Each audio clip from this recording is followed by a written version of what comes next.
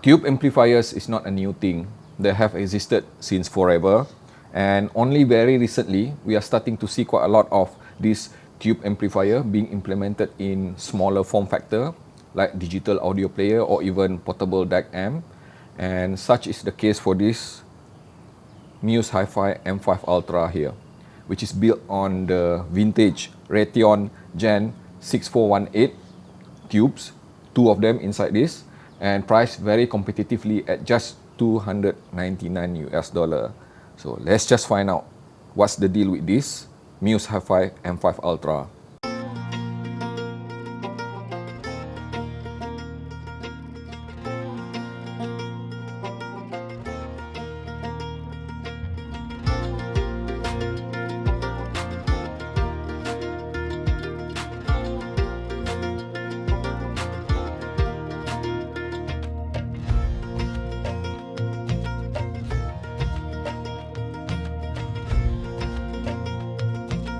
$299. This is the box itself.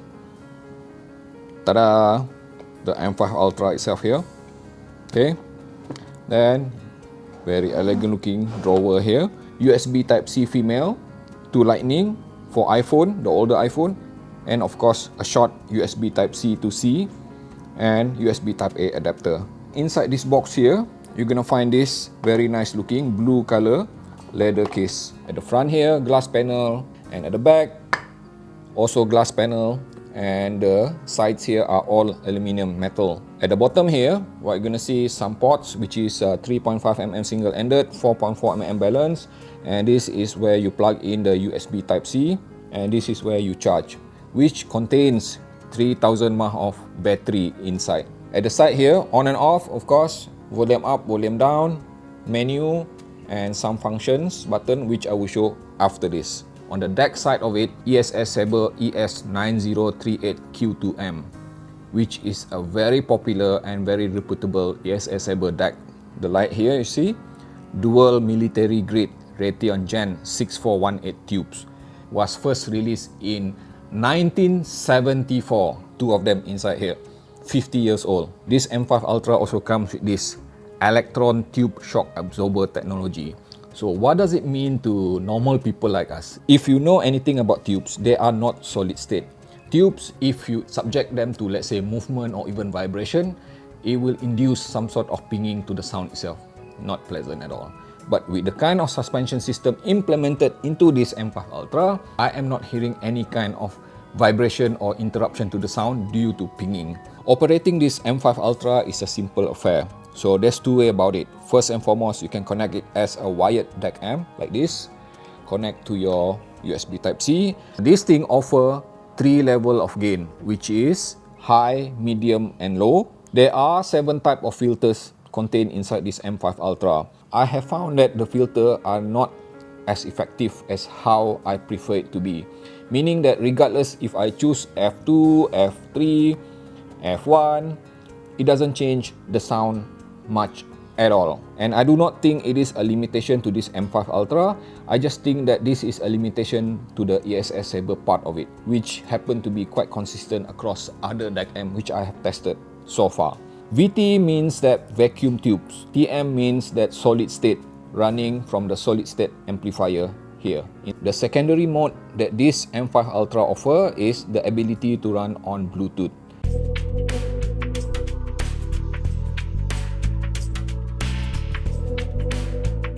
The question now, how does this Muse M5 Ultra perform as a portable device like what I'm doing right now here? By the way, I have been out since this morning using this M5 Ultra connected to my phone, which is in my pocket, in Bluetooth LDAC mode. And I am happy to say about a few things. I have tested the power drain of this M5 Ultra here, and it was able to give me in excess of around probably like maximum of 9 hours running on LDAC, walking around non-stop, driving this IEM here, which is a magnetic planar, no issue at all. While using it like this, I am not feeling any kind of heat. So the heat management on this M5 Ultra is quite good, no issue at all with heat.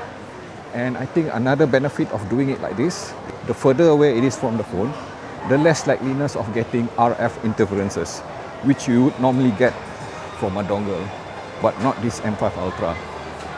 And another good thing, which is very positive I would say, is that this M5 Ultra doesn't sound like a wireless Bluetooth, because the LDAC quality of this M5 Ultra is amazingly really good.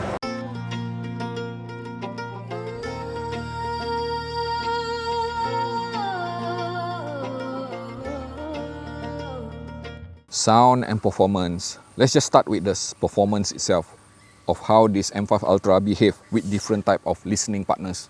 Let's just start with the power itself. You see here, Sennheiser HD 600, 300 ohm, not an easy headphone to drive.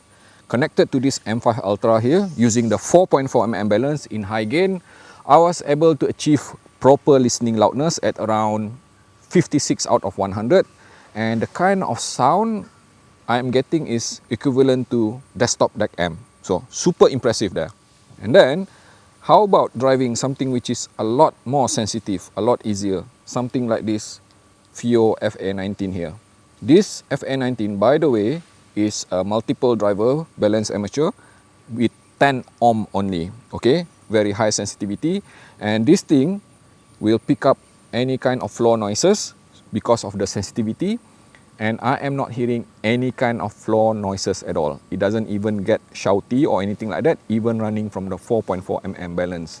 And of course, talking about synergy factor, I have found that this M5 Ultra being able to synergize with practically anything, even in tube mode.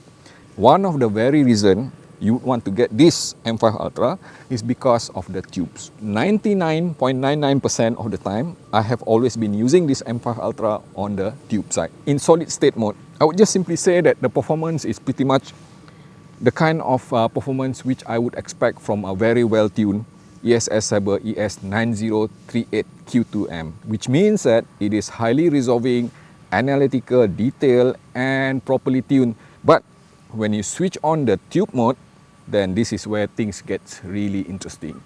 This is the sort of sound which is appealing to people who love analog, organic sound. Yes, that's why you want to have tube. Still on the subject of power, when connected to 4.4mm balance, using this Dunu Titan S2, one of my favorite dynamic driver, I was able to get around 30 out of 100 volume for proper listening loudness. And comparing it when attached to 3.5mm single-ended, impressively, I would say that this M5 Ultra does not seem to reduce the power output of the 3.5mm single-ended by that much, only perhaps by just 2 steps, which is very, very good. This M5 Ultra is just very versatile with different type of IEM and headphone which I have tested so far. For example, when connected to this FIO FA19 here, which is all balance amateur, if you have seen my review on this FA19, then you would know that it does not score very well with the tonality and the timbre because of that balance amateur. But you want to know what? When connected to this M5 Ultra, suddenly this FIO FA19, especially in tube mode, sounded natural and organic. It does not have any hint at all of sounding metallic. I have 2 of this magnetic planar of mine, which is this Luxury S12 2024 and this Sivga Nightingale. These 2 I use a lot between the 2 of them all the time, especially with this S12 2024. I still get that kind of magnetic planar, wide and open sound. The soundstage is just simply airy. That is what you get from tubes, and at the same time it sounds so very natural and organic. Some people might even call it as warm sounding, because that's how people regard nowadays when something is natural and organic or analog. And when I connect it to this Sivga Nightingale, which happened to be my favorite IEM, it does sound kind of a bit on the warmish side.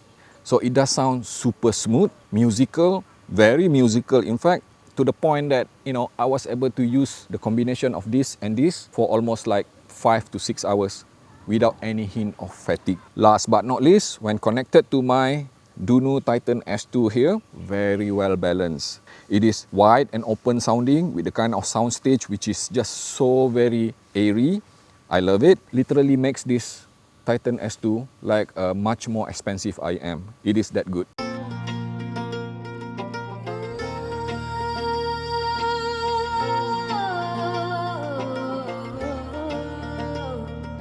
When it comes to comparison and competition, there's not much to compete with this M5 Ultra here, because we don't get to see a lot of vacuum tubes portable DAC amp in the market nowadays. There are some options like Wu Audio Tube Mini, but you have to remember that Tube Mini from Wu Audio costs more than double the price of this M5 Ultra. And we also have that Kain N3 Ultra, which I reviewed recently, and that thing uses the very same tube amp inside with this M5 Ultra, but the price of that N3 Ultra is more than double of this M5 Ultra. At least what you're gonna get is something which is capable of doing role as digital audio player on top of DAC amp. And of course, we also have some competition just newly released from X-Duo, which is XD05T here, which uses an even older tube amplifier inside. And I will talk a bit more on that XD05T later in a separate video. Stay tuned for it. But that XD05T costs more than double the price of this M5 Ultra as well. So another option that you have in the market nowadays, which compete directly with this M5 Ultra, is actually from Kae, which is Kae Tab 2. And in the highest configuration of that Tab 2, which is using the same tube amplifier as this M5 Ultra, you're gonna be paying a bit more as well. So if you consider everything, first and foremost, the performance of this M5 Ultra is super impressive. It is pretty much on par. I would even say that, very as appealing as N3 Ultra from Kain, but you don't have to pay double that price. If you prefer not to spend too much money and you want to get the kind of sound and performance which defies the price, it is a no-brainer for me to recommend this. This is the kind of DAC amp for people who love natural, organic, analog sound. If you like what you're hearing, what you're seeing, please subscribe to my channel if you haven't done so. And also please take a moment to click like here. It will really help me out. It is free, by the way. And also please follow me on Instagram, which I have set up very recently. My Instagram will be a platform for me to provide quick updates on the things that I do beyond this video. And again, thank you so much from the bottom of my heart.